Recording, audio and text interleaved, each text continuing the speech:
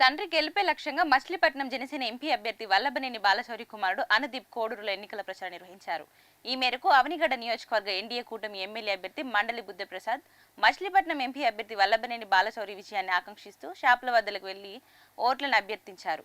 Super 6 పథకాలను ప్రజలకు వివరిస్తూ గాజు గ్లాస్ గుర్తుపై ఓటు వేసి ఎంపీగా ఎమ్మెల్యేగా అభ్యర్థులను గెలిపించాలని కోరారు. ఈ కార్యక్రమంలో మండలి బుద్ధప్రసాద్ అల్లుడు శీలం అశ్విన్ కుమార్, 3 పార్టీల నాయకులు, కార్యకర్తలు పాల్గొన్నారు.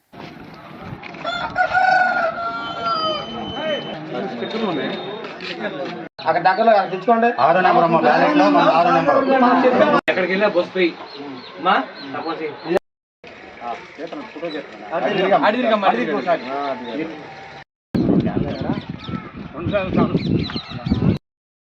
రెండు ఈవీఎంలు ఉంటాయి, రెండిట్లో 2 గుర్తులు గాజు గ్లాస్.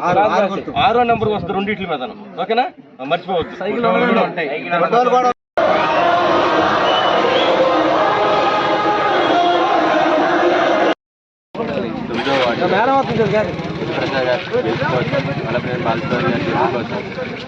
జనసేన కార్యకర్తలు, తెలుగుదేశం కార్యకర్తలతో కలిసి బీజేపీ వాళ్ళ కార్యకర్తలు కూడా కలిసి